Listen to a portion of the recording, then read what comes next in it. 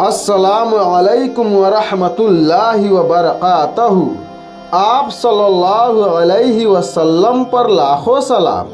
रसूलुल्लाह सल्लल्लाहु अलैहि वसल्लम के मुबारक आदत रहे कि आप सल्लल्लाहु अलैहि वसल्लम बच्चन से बहुत प्यार करत रहनी। बच्चन के देखते ही खुश हो जात रहनी और बच्चन के हंसावे खातिर ओकनी से हंसी मजाक भी करत रहनी।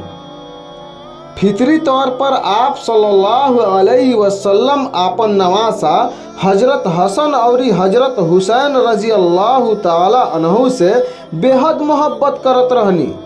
बाज औकात आप सल्लल्लाहु अलैहि वसल्लम नमाज के दौरान भी दोनों जानी में से एक जानी के गोद में उठा लेत रहनी। जब आप सल्लल्लाहु अलैहि वसल्लम सजदा में जात रहनी तब पास में खड़ा कर देत रहनी और इस सजदा से उठ के फिर गोद में उठा लेत रहनी। जब हजरत हसन और हजरत हुसैन थोड़ा बड़ा भई लोग तब मस्जिद नबवी में एने ओने भागत खेलत रहे लोग।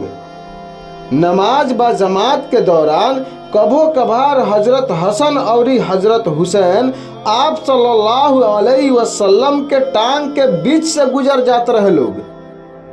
रसूले खुदा आप सल्लल्लाहु अलैहि वसल्लम हजरत हसन और हजरत हुसैन के कुछ ना बोलत रहनी। रसूलुल्लाह सल्लल्लाहु अलैहि वसल्लम हर एक इंसान से अच्छा से बर्ताव करत रहनी। या रसूलुल्लाह सल्लल्लाहु अलैहि वसल्लम आप हम सब पे नजरे करम फरमाइए।